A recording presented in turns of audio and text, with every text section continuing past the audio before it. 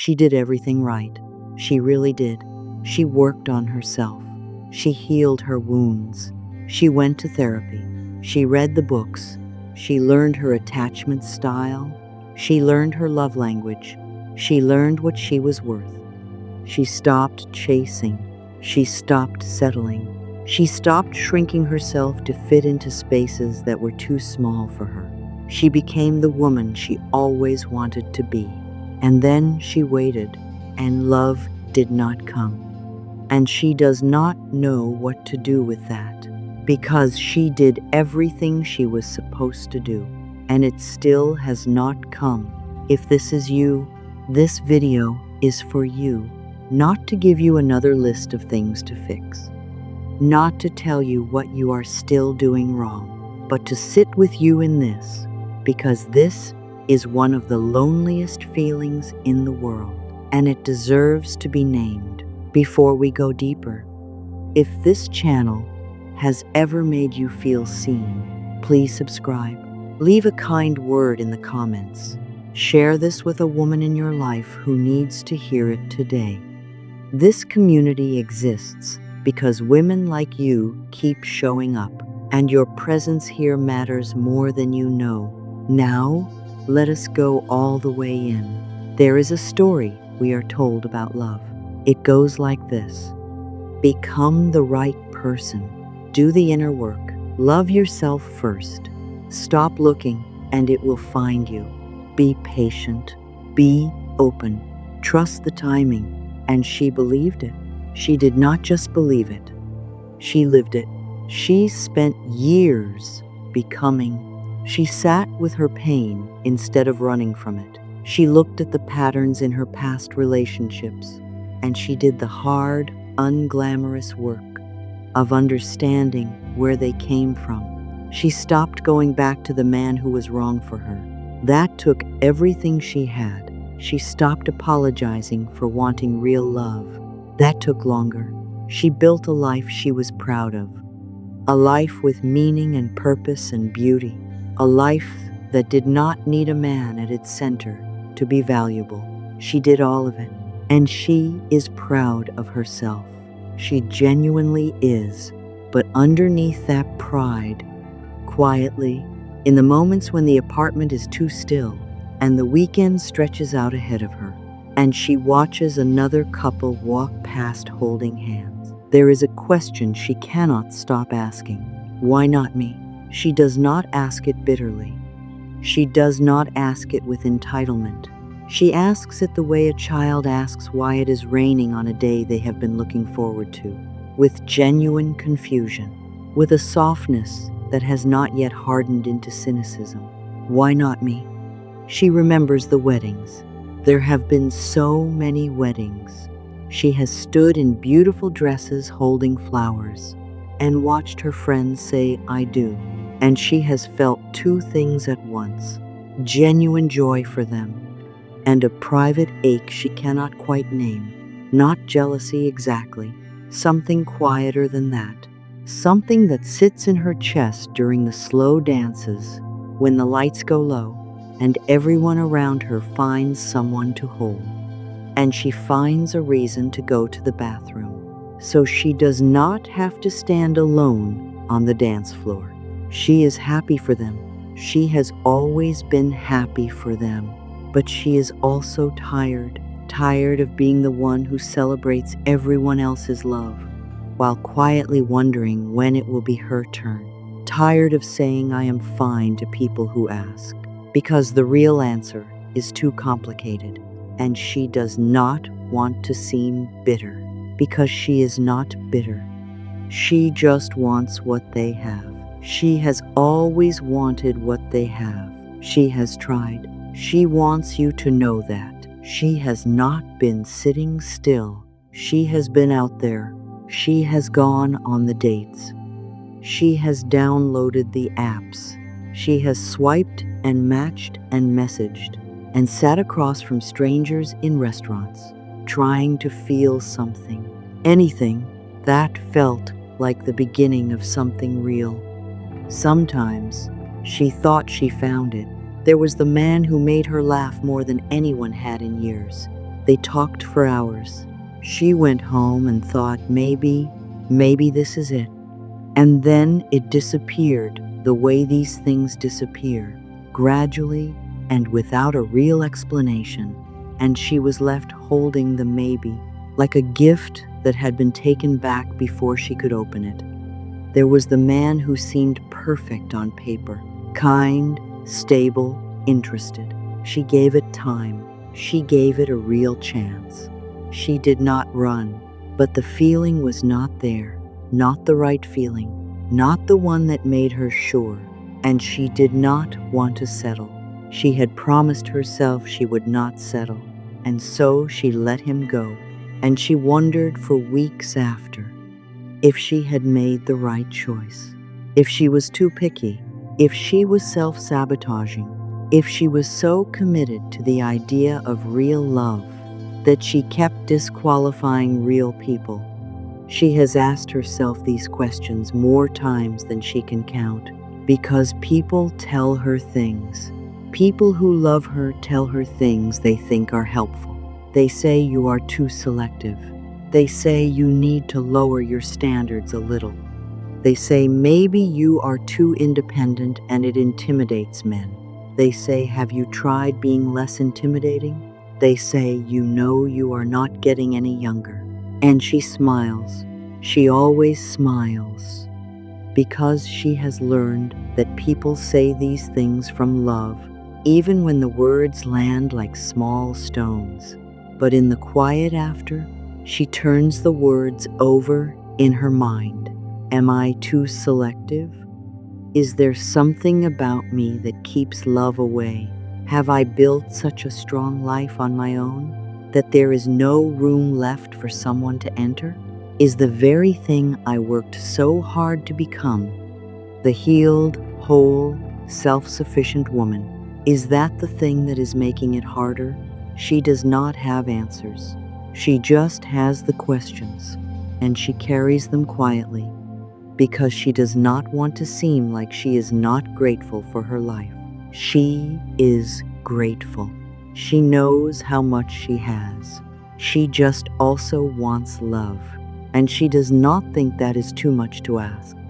Here is what nobody talks about: the exhaustion of hope.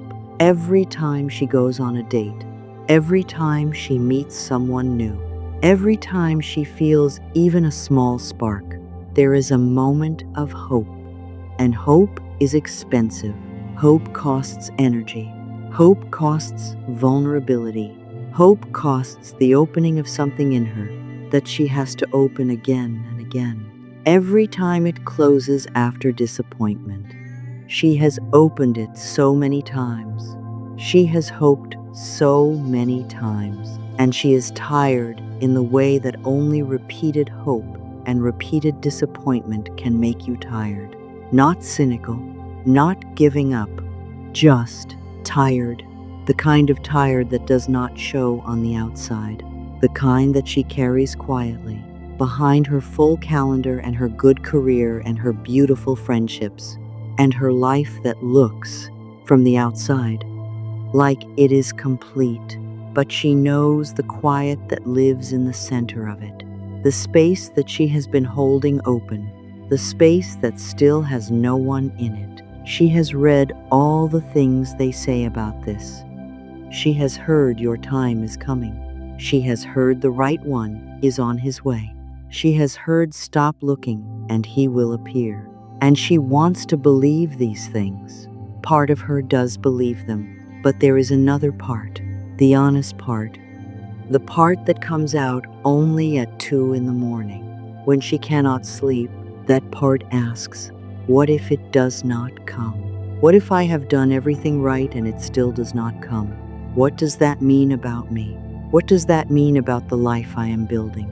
Am I supposed to be enough for myself forever? And she feels guilty for asking, because she knows she should be enough for herself. She has worked so hard to be enough for herself, but she also knows, in the deepest part of her, that wanting to share her life with someone is not a weakness. It is not neediness. It is not desperation. It is not something she needs to heal herself out of. It is human. It is one of the most human things there is. And she is allowed to want it. There is a particular kind of grief in this. It is the grief of something that has not happened yet, and that is a strange kind of grief, because the world does not really have a language for it. The world has language for loss, for death, for divorce, for endings, but for the grief of the life not yet lived, the love not yet arrived, the future that exists in her heart but not yet in her hands. There is almost no language at all, and so she grieves it in private. She grieves it on Sunday afternoons, when the city feels full of pears, and she is walking alone. She grieves it on her birthday, when she blows out the candles and makes the same wish she has made for more years than she wants to count. She grieves it when she drives past a house with a light on in the window, and she imagines someone inside who has what she is waiting for. She grieves it quietly, without ceremony, without anyone to witness it, because nobody really talks about this kind of grief. And so she carries it alone. But here is something she needs to hear, something she may not have allowed herself to hear yet. Her waiting is not evidence of her unworthiness. Read that again. Her waiting is not evidence of her unworthiness. The fact that love has not arrived yet does not mean she is not lovable. It does not mean she is too much or not enough. It does not mean the work she has done on herself was wasted.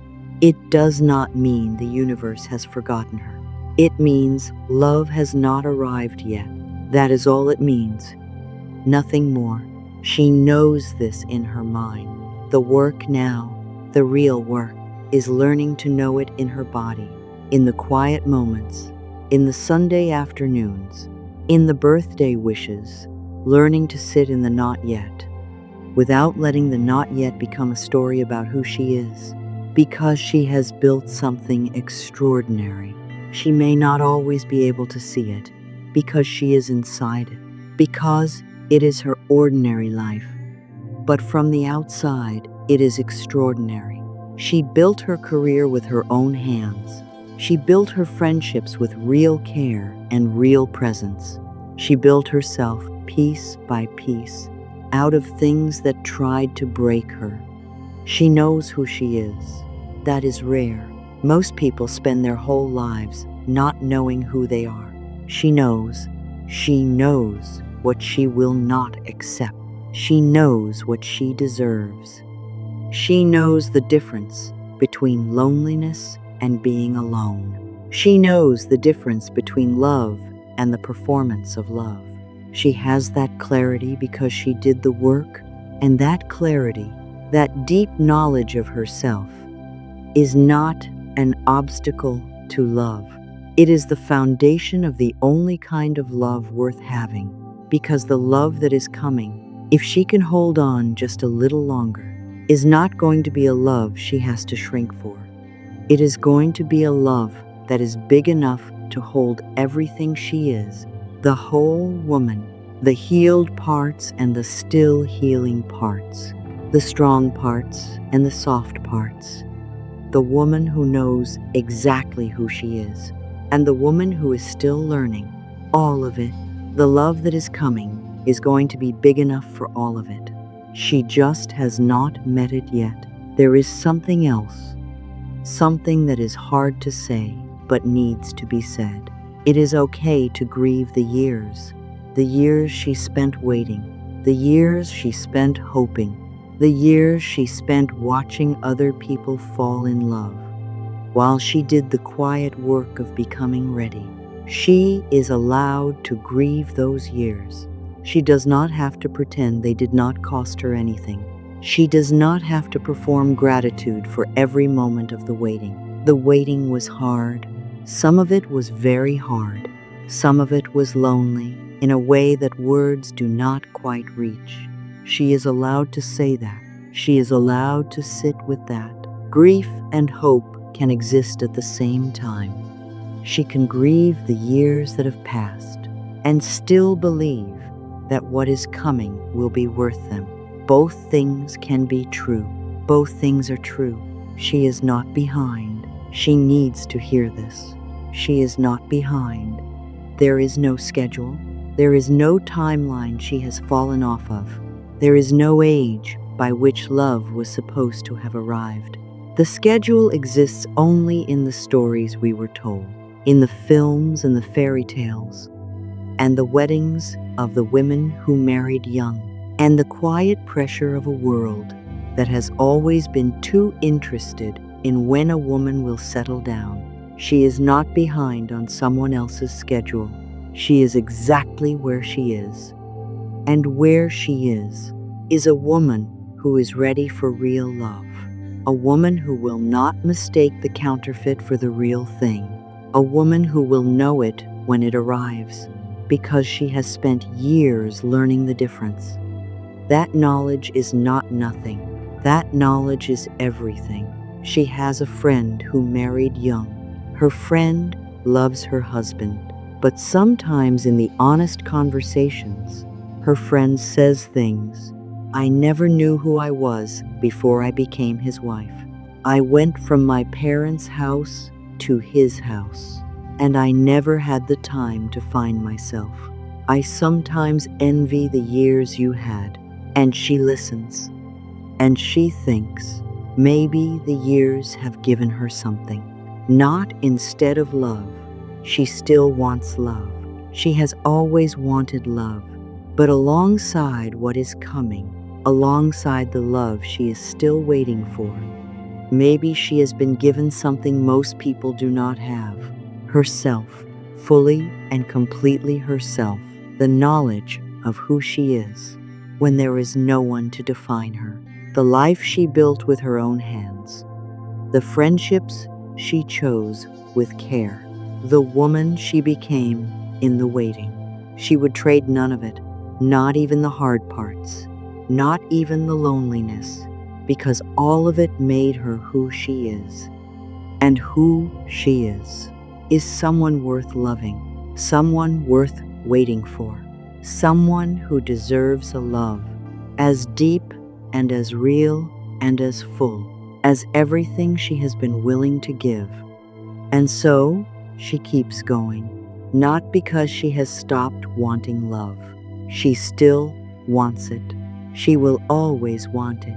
But she keeps going because she has learned, slowly, painfully, beautifully, that her life is happening now, not when love arrives, not after the wedding, not once she finally has someone beside her. Now, right now, in the ordinary Wednesday, in the coffee she makes just the way she likes it, in the book she is reading, in the conversation with the friend who knows her completely, in the work she is proud of, in the life she built, her life that is full and real and hers. Love will add to this life. When it comes, and she believes it is coming, it will add to everything she has already built. It will not be the beginning of her life.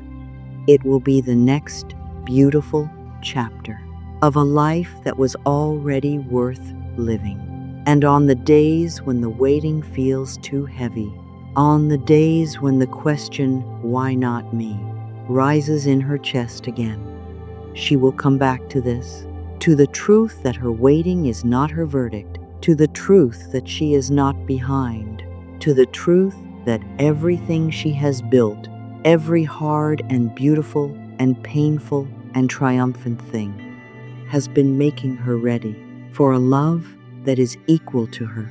And a love that is equal to her is worth every single day of the waiting. She is still here, still open, still hoping, still herself. And that, after everything, is the most courageous thing a woman can be. If this found you today, if something in these words reached the part of you that has been waiting quietly and carrying this alone, You are welcome here. You are not alone in this. There are women all over the world listening to this right now who feel exactly what you feel. You are all in this together. Leave A in the comments if this reached you. Share this with a woman you know who needs to hear it. Subscribe so you never miss a week. This is Mama Amelia, and I will see you next time.